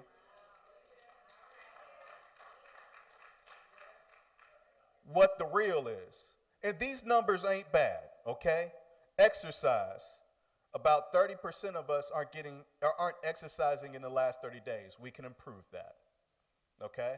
We can encourage our brothers and sisters to exercise. When it comes to eating at least one vegetable serving a day, that's the kind of brownish bar. It looks a little bit differently. So that's going to be the orangish bar, is fruit a day. So 45% of us are not eating at least one fruit a day. We got to change that. Green, at least one vegetable serving. 31% of us aren't getting a vegetable serving. We got to change that. I already told you, we want more than one. We want like greater than 5, right? And then getting enough sleep at night, 7 to 9 hours hourly, that's 43% of us are not getting the sleep that we need.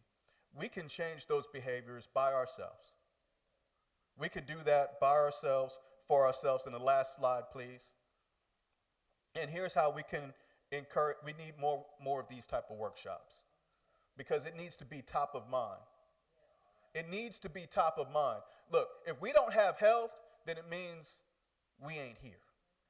And as long as we're here, we got work to do. We got a purpose to do. He's enabled us to do his purpose, but we got to be healthy to do it. So we got to encourage one another. As iron sharpens iron, one person sharpens another. So we know the verses. We got to do more of this. If someone needs a ride to a store so they can get some healthy food, then we need to take them because they're in our flock. So these are just some examples of things that we can do for ourselves to support one another towards a healthier and more well existence. So I'm with you. I don't know. I think I'm going to be here. I'll share my information. You'll probably get access to the slides, but if you need my email, my phone number, or anything like that, I'll get it to you. Thank you for your time and energy this afternoon.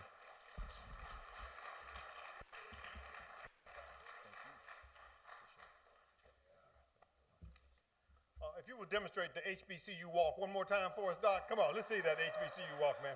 All right. Thank you very much. I want to remind you that at the conclusion of our last speaker, we're going to do a Q&A session after that. So I hope that you've been writing down potential questions or comments or things you may want to know a little bit more about, and we'll collect those and try to answer a lot of that for us at the end. Our next speaker is Ms. Kathy Cartagena. Boy, I hope I didn't. Did I get it? All right, I tried. I was practicing too. I apologize. She obtained her BS in Health Sciences and Allied Health from Ramirez College in Puerto Rico.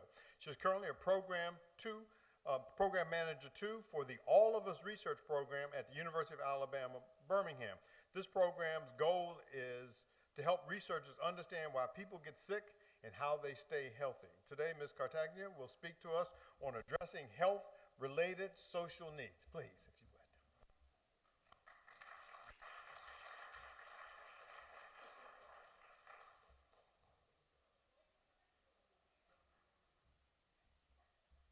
You're fine.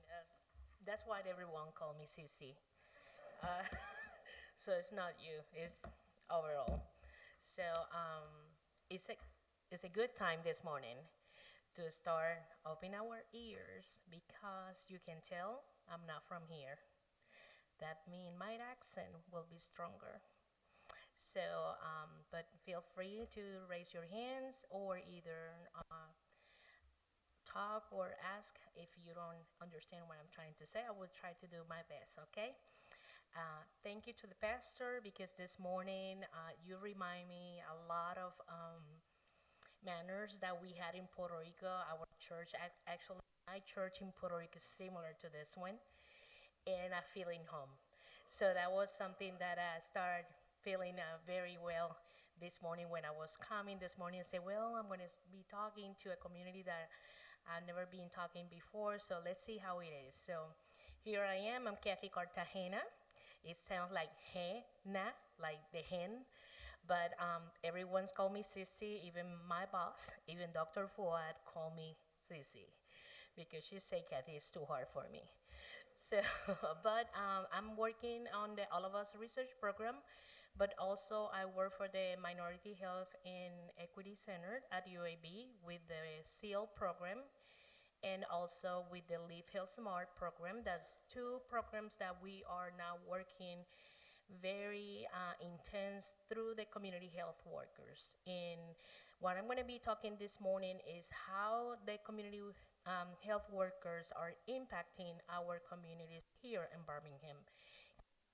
A question this morning based on what is breaking our community in terms on our heart and our health. So anyone know what is impacting or breaking our communities?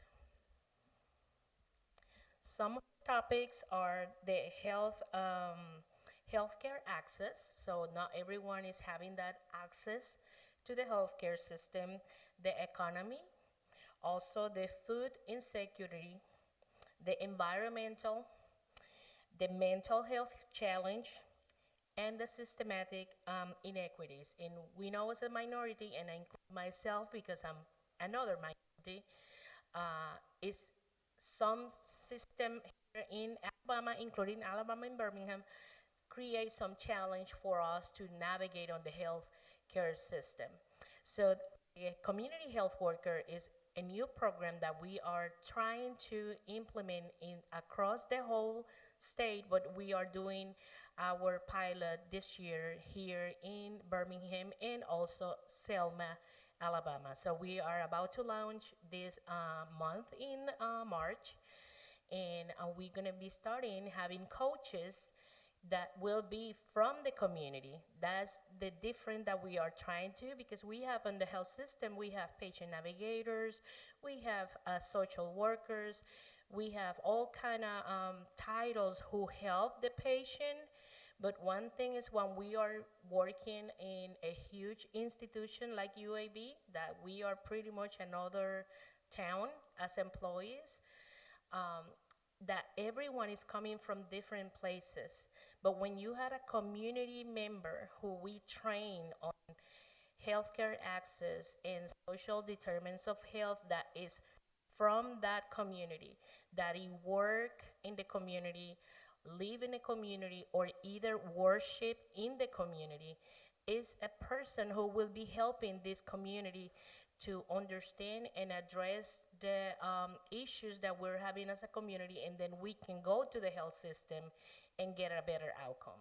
So that is our purpose, and what I'm trying to do in here this morning is to encourage this community as a church also, that I start thinking what we can do as a community also to be part of this new initiative that is taking part with UAB and some other partnership, that including the YMCA and others, I Birmingham, others institution that will be helping the community to get better access to the healthcare system.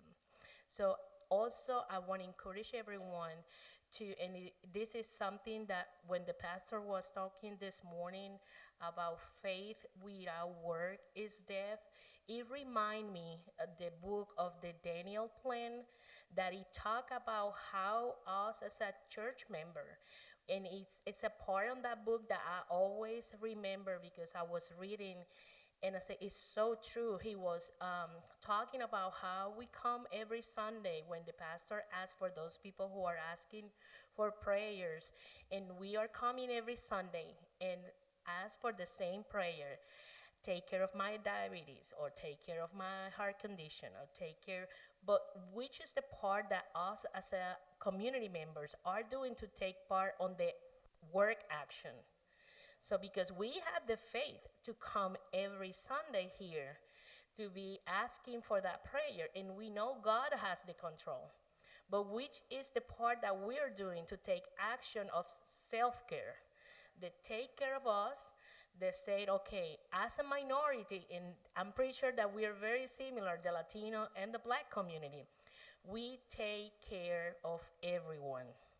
That is our nature.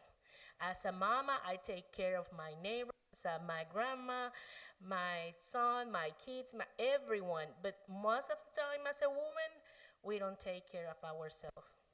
So I start teaching my kids, I say, you cannot love anyone if you don't love yourself. So it's very important to us to start making that change, because Alabama is now my home after 18 years, and everyone that always asking, are you planning to move? No, because now I have a multiracial family. I have families I have a daughter-in-law who is from the Black community. We have another black community member in the family who we adopt also. And we also has a white daughter-in-law. So my multiracial family, and I live in Pelham, Alabama. So you can imagine when all of us come and start talking in all the accent. My white daughter-in-law is from Walker County. So you can imagine the accent. The other one is from some area in the south, close to Dothan, that I cannot even pronounce well the town. And when we are talking and celebrating holidays, everyone say, how you understand each other? And this is my answer for everyone. It's just love. It's just love, because a lot of time I have to ask my son and say what she's trying to tell me. I don't get it. Or when she, or when she's doing a joke and I say, it's a joke for her, but it's not for me. So, but the love, and when we think about how the Bible also talk about love, love go with everything, and that is including the health. So we need to start loving us because God is asking also for us to take care of ourselves. We are a temple, His temple. In order to be healthier and align what the God is saying to us, we need to get in that phase, okay? So it's very important. So I encourage everyone, if everyone, I think everyone received the, we had and I'm sorry, that's my monitor. I have one. So we spread some information about the mobile clinic that we have. Live Health Smart has now including some other areas in Birmingham to bring mobile clinics and also mobile market with fresh vegetables, fresh fruit, and some other food people get access to in a better way. So we are submitting that flyers in here, and we also going to be outside talking about for sale. If anyone want to listen more or learn more about how they get involved as a coaches or community health worker, I'm going to be outside waiting. Thank you, everyone. And I hope it wasn't that hard to understand.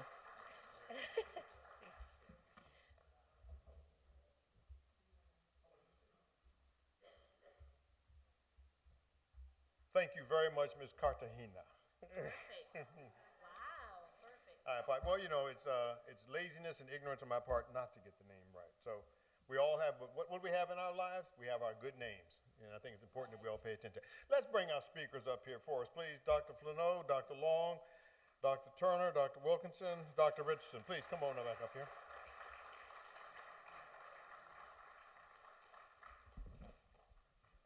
Yeah, sit anywhere you want to. Let's pull this around here, Dr. Ross. Just make sure everybody. Oops, sorry. He broke it. He broke it. If you have a question or you raise a question, please bring it. But let me start off first. I want shameless plug, but also want to get some information. So, Dr. Richardson, we want to go to you. How do we get to you and about this information that you gave us? How do we get there? Oh, hold on. Before we go any further, the voice from above, we may think it's God, but it's probably the next person, is Ms. Vini. Ms. Vini has been the audio tech. Give her a hand for everything. Thank you very much. She scares me like God. I'm going to tell you that right now. But nonetheless, there she is. But thank you, Ms. Vini. Thank you for everything you've done as far as getting the slides and keeping us straight. Yes, Ms. Richardson, please. Yes, I left a handful of cards up there in the front area. The clinic that I work at is M3 Performance and Physical Therapy. You can find us. Our website is M3 Endeavors. So M3ENDEAVORS.com. Okay, Dr. Long, we have, I'm going to ask. We have a question too for you, but how do we reach you also? Yes, so I am founder of Meds Plus Consulting along with Dr. Jennifer, who's in the back. We can be reached at Meds Plus Consulting, and that's Meds, MEDS+. So it's Meds Plus all of the other services that we offer. Consulting.com, and we also have a card and a flyer in your folders. So our phone number, website, and everything is on that. All right, so let's begin with the questions. This is one's going to go for Dr. Richardson, Dr. Wilkinson, if you would. I've heard, tell me if I'm wrong, that during the middle of the day, a lot of us want to get up and we go get that cup of coffee. We're driving long distances, we go get a cup of coffee, thinking it's going to keep us awake. Isn't a little bit of exercise perhaps even better stimulant to keep us going during midday to give us that little perk? Definitely. I will say I am a victim of getting that midday coffee. But I walking around all day, so it kind of balances out. But yes, exercise is really good. Of course, getting your heart rate up, so that's going to pump blood through the body to your muscles and your brain. That's going to keep you awake. I'm scared to death to call Dr. Wilkinson. If he's talking for an hour, can you imagine that? I'll be simple. I'll be quick. So what do you think about that? I mean, you're a guy who's, in the course of your work day, Yep. how do you tell us about that? Is that a good pick-me-up for you also? It is. Physical activity is great. I'll get up and I'll do a few laps around my office complex inside. And I also will go greet people. Like, I think we forgot how to greet people. But if we just I'll go and knock on someone's office and have a little brief conversation. It's a great pick-me-up. I'll also go get some water. So those are some great tips to get your energy up during the middle of the day. All right, Dr. Long, one of the things that when you're talking about pharmacy, particularly some of us who are up in age, and I'm 71, so I'm way up there in age, all right? But I still got my HBCU walk going on here. Now, having said that, one of the things that we all notice is that as we get older, it seems like everybody wants to pile on pills. If we could just lift up the pill boxes all day long, that'd be a great exercise alone. But tell me about this concept of polypharmacy and how, because you mentioned about this quarterback thing. So we're not talking to one another as physicians. So tell me, what is polypharmacy and what are some of the dangers we have to watch out for with that? Yeah, so thanks for the question. Polypharmacy actually kind of means two things to me. So one is you're just taking a lot of medications, and we call it the prescribing cascade. So you go to the doctor for your shoulder, they give you an anti-inflammatory, but then you start taking that and your stomach starts hurting. So maybe they give you an acid reducer for that. And then you're taking that and maybe your bones get weak. So then you need, so it's a prescribing cascade. Before you know it, and I brought one of our blister packs, you're on something that looks like this, and you're taking 10 to 15 medicines a day, and some of the medicines you're taking is because of side effects from the original medications. So that has happened. It happens, unfortunately, more often than not, especially when people use when they see many different providers and they use several different pharmacies. And so what we recommend is to, number one, make sure that you use one pharmacy if you can. I know there are insurance limitations and things like that, but use one pharmacy that knows that you see several different doctors, because that pharmacist will be able to look at your complete profile and look for things like therapeutic duplications, especially if you're going in and out of the hospital or you're seeing an endocrinologist and your primary care provider. Are both of them prescribing diabetes medicines for you? Do they know about it? Those are things that the pharmacist can catch. Then we also look for drug interactions. There are many, many, many drug interactions. Some are severe, some are, we just watch and kind of see what happens.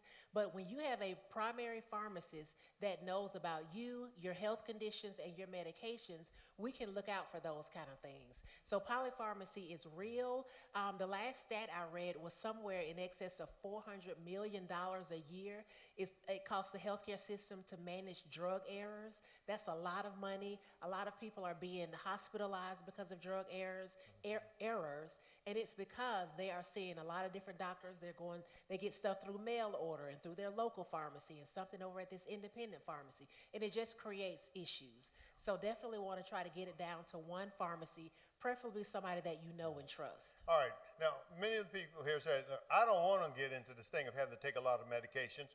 So what are the things we can do in our, and I'm starting with Dr. Wilkinson first and come down. I'm in my 40s. What can I do now, and when do you start trying to eat right? And also, since you mentioned Fairfield Market, I guess you get a cut for every person that comes through there. So where is Fairfield Market located?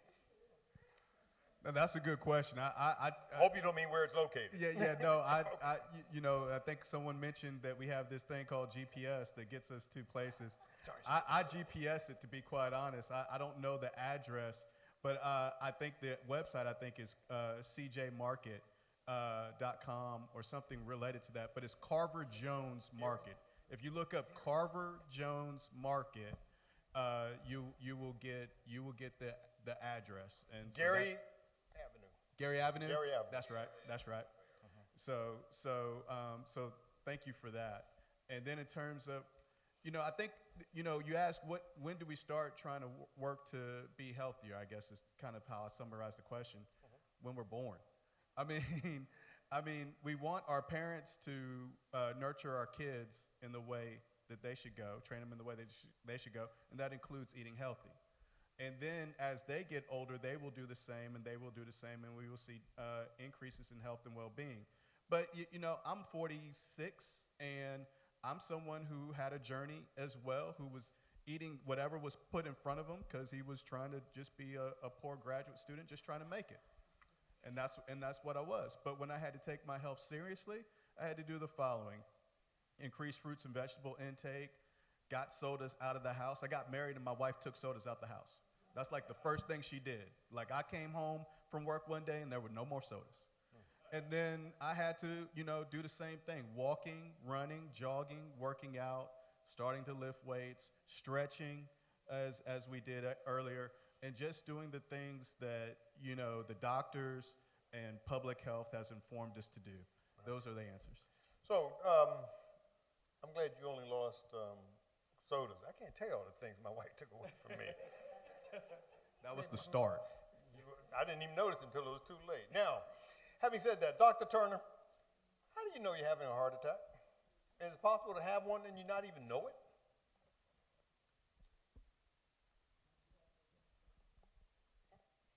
So the common symptoms of a heart attack generally can be chest pain, chest tightness or pressure. It can sit in the middle of the chest. It can be on the left side of the chest. It can be on the right side of the chest. It can radiate, go down your arm, go up into your throat, go between your shoulder blades.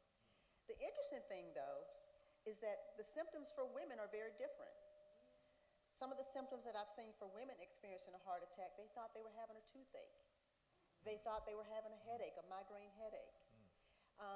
So what are some of the precursors for women that I'd like to emphasize that may indicate that you're at risk for having a heart attack?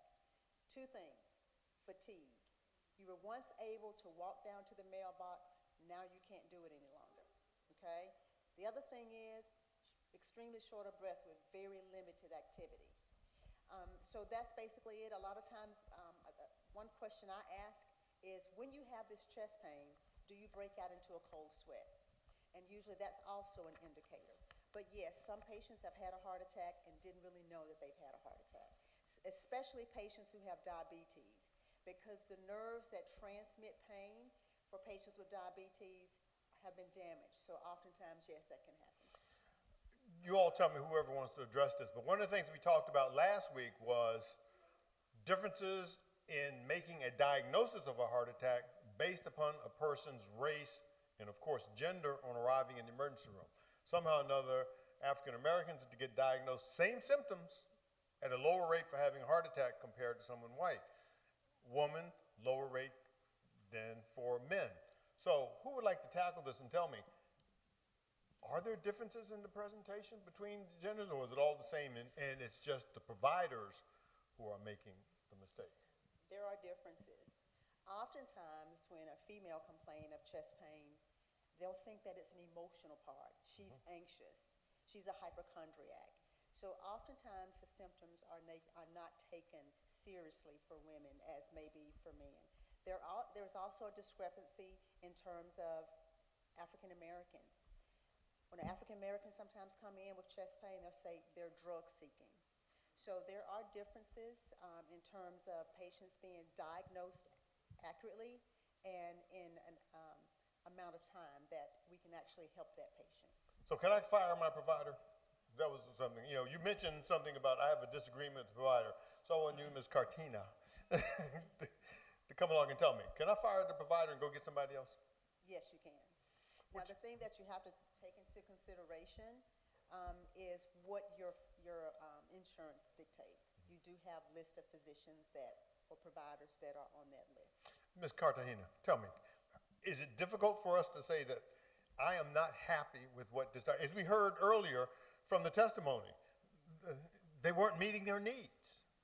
And so how hard is that for us? And do we have that right to go in and tell them, I no longer want you to take care of me? It is hard to say it, but it's your right to say it. So, and that is the most important that we have to do as a health providers and also community health worker is first is to encourage everyone in the community their rights as a patient. Because a lot of us, including minorities, we always are afraid to say something because also we have the other stigma that people are treating us because our race. So, but it's your right. So everyone, every single person who go to the healthcare, they have a right, and we are encourage everyone outside in the community to do their rights. Okay. Dr. Flano, you showed us a couple of interesting x-rays. that, as far as I was concerned, looked like we're having a hurricane developing over the Gulf of Mexico or America, depending upon wherever you want to put it now, and it's slowly coming in toward my heart, which I think we still call the heart. Having said that, how hard is it really to tell the difference between someone with a nodule in their lungs versus someone that may actually have a cancer and or even amyloidosis? It's really difficult because if you think about the lung, just give you guys a quick, the edge of the lung has a lot of nerve fibers on it, right? If you ever someone bruise a rib or they bruise their lung, it hurts, right? A lot of nerve fibers there. The other part that has a lot of nerve fibers are your airways, right? So you get a tickle in your throat, you're coughing, whatever. Those you can feel, right? So you know that something's going on if those are affected. But the tissue of the lung doesn't have many nerve fibers at all. So a lot of these diseases can go undetected by knowing that there's something specifically in that area. And that's where either the nodules or other diseases, amyloidosis, can form is in that tissue area. So it gets a head start. It gets ahead of you.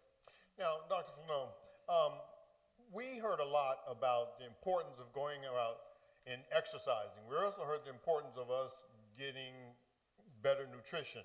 Some of us like to garden at home, and so therefore we have our food growing in the dirt, and we get the water from our local water supplies, and we say, okay, we're going to go out running, and I'm going to run, and I'm going to breathe in all this wonderful air. But would you tell me the impact of environmental pollutants? In particular, remind me, when we were here last year, I think Dr. Hammonds mentioned a very startling thing to us about where this church is actually located and how that might impact us. Yes, I remember that because we were talking about lung cancer at that time, and it was brought up that there were several members in this parish that had suffered from different types of cancer, especially lung cancer, only to find out that there was an old mine that it's built on top of. And a lot of these play a big role in what's in the environment and then how it impacts our health. For example, for lung cancer, we know radon is the #2 cause. It comes out of the soil, especially where mines were. It's radioactive. You can't see it, can't smell it, can't taste it. But it develops in it. And we know these areas of the city, of the towns that have the higher pollutants. Who lives there? We do. We do. And this is no thing. So paying attention to where you are is because they do impact. And if there's something that's wrong with your environment that you notice, that's not getting cleaned, you notice a lot of smells, whatever, you need to report these things, right? And put your voice out there. Strongest way is to make it heard, especially to those in politics, because they need your vote. All right, we're going to wrap this up. If there's lunch afterwards, and so you have a chance to interact with our panel members. You notice the way I did that exercise thing? Yeah, good. I was watching. Now, so we're going to wrap it up, but I want each one of our panel members to give us one take-home point that you want us to have. It's got to be short now.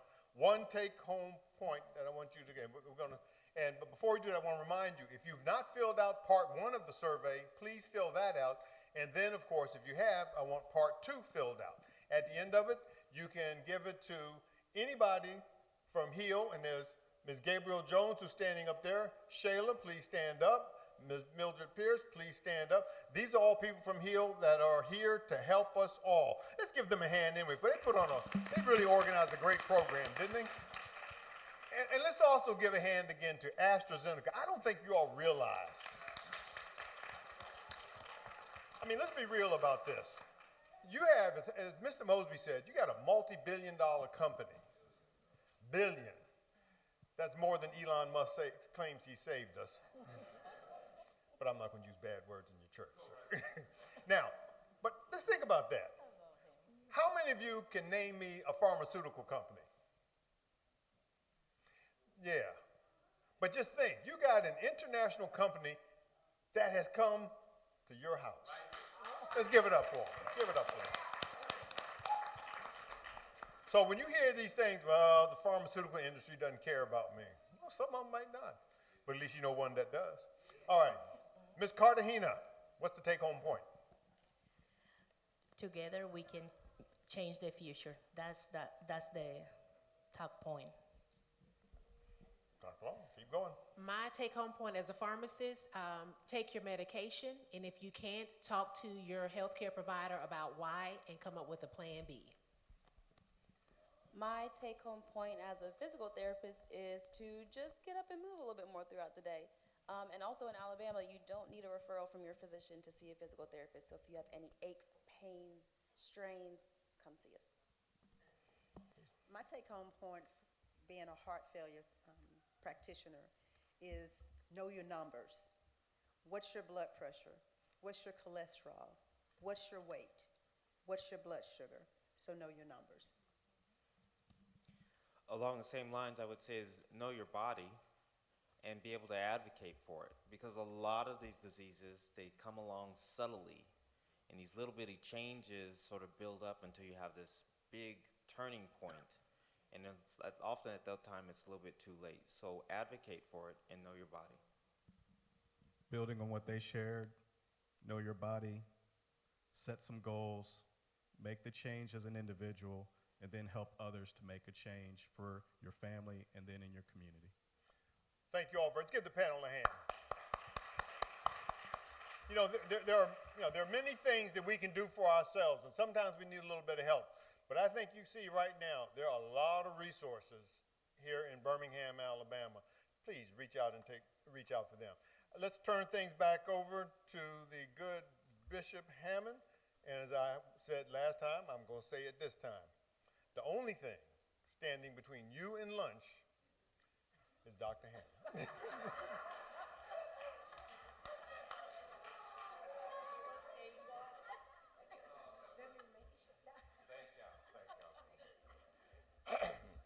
I am Dr. Q.E. Hammonds. I am a graduate of Alabama A&M University, where I got my BS degree in History and Political Science. I have a Bachelor of Divinity degree from Esonian Baptist Seminary, a Master's of Divinity degree from Universal Bible Institute, and 2 honorary doctorate degrees, 1 Doctor of Divinity degree from E.L. White Theological Seminary, and a Doctor of Letters degree from Esonian Baptist Seminary. So since everybody gave their credentials,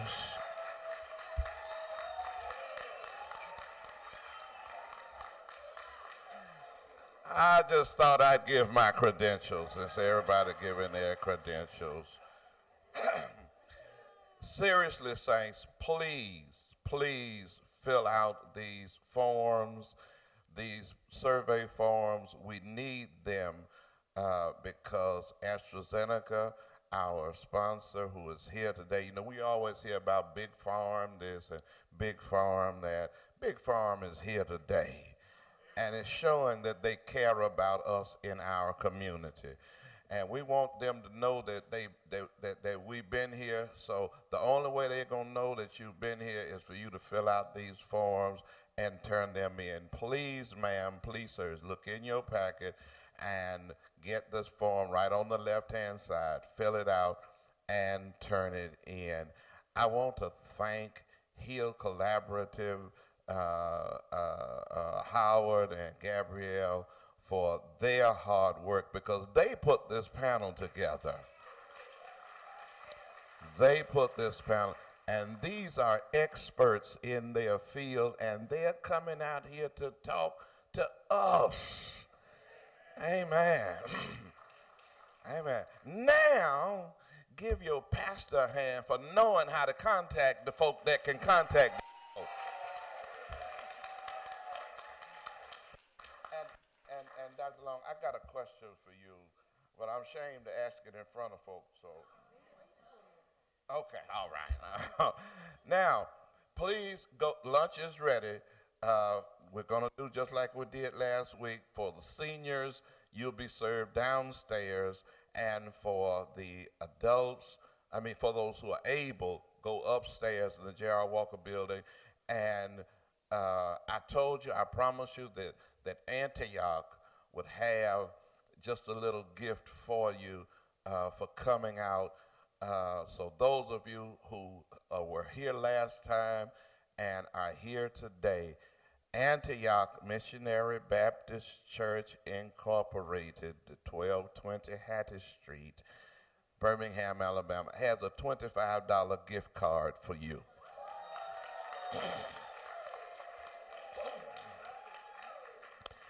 Amen.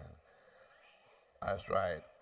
And don't and go. That's right. Go to Carver Jones with it, because I've been there, and I'm very pleased with what I got when I was there.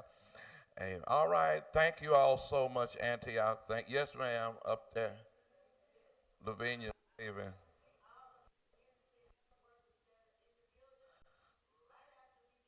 All community health workers that are in the building. Sister Lavinia wants to see you after we dismiss. Thank you all so much for coming out, and it was worth it, wasn't it?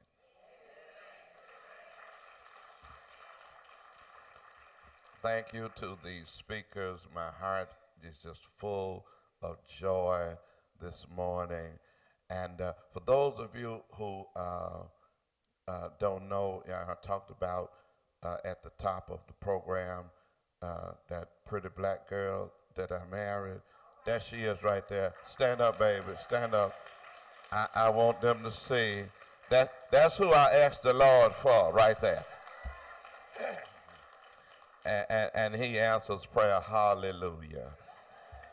All right, we're going to stand now for... Woo, talk, daughter, talk. Let the Lord lead you. All right. Okay. We're going to bless the food and give the benediction. And to all of our visitors, thank you all for coming, people of this community, because it's more than Antioch in here. But if you were here last week and you're here this week, this gift is not just for Antioch members. Okay, we have one for you, and we're going to give them out at lunch. So please go over and have lunch with us. Lunch has been prepared by Chef Brandon Hicks and Kay Shanae, caterers, and he always has something good for us. All heads bowed. Lord, we thank you for today. We thank you for what our eyes have seen, our ears have heard, and our hearts have felt. Lord, we ask your blessings upon these presenters. We ask your blessings upon our sponsors. We ask your blessings upon those who were integral in getting these people to us to give us this information. Now, Lord, bless the food that has been prepared for the nourishment of our bodies. Do that, Lord, as your word nourishes our spirit. In Jesus' name we pray. Amen. Don't forget to set your clocks up tonight.